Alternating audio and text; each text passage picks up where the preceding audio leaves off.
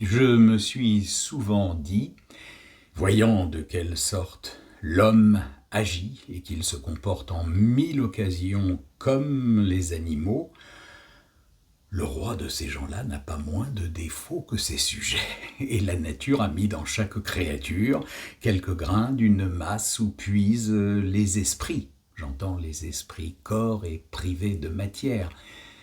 Je vais prouver ce que je dis.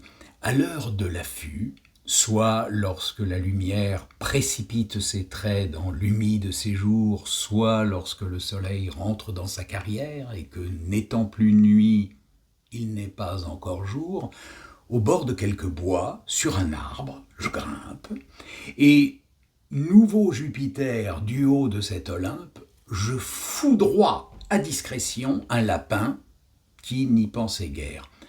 Je vois fuir aussitôt toute la nation des lapins qui, sur la bruyère, l'œil éveillé, l'oreille au guet, s'égayaient et de thym parfumaient leur banquet. Le bruit du coup fait que la bande s'en va chercher sa sûreté dans la souterraine cité.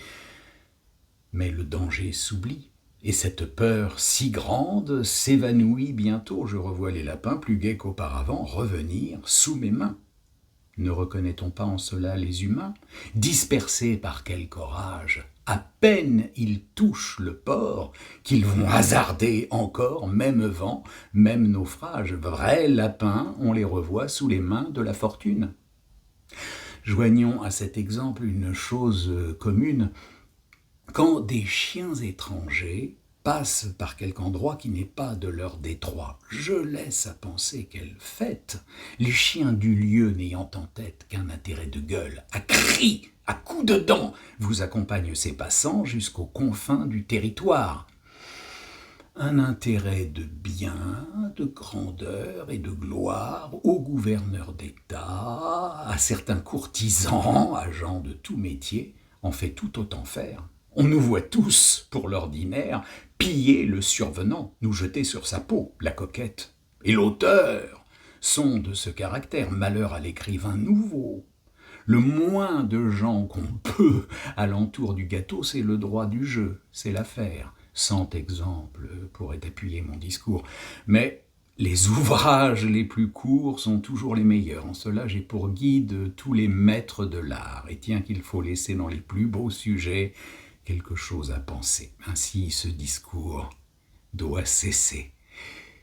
Vous qui m'avez donné ce qu'il a de solide, et dont la modestie égale la grandeur, qui ne put jamais écouter sans pudeur la louange la plus permise, la plus juste et la mieux acquise. Vous, enfin, dont à peine ai-je encore obtenu que votre nom reçût ici quelques hommages du temps et des censeurs défendant mes ouvrages, comme un nom qui des ans et des temples connus fait honneur à la France en grand nom, plus féconde qu'aucun climat de l'univers.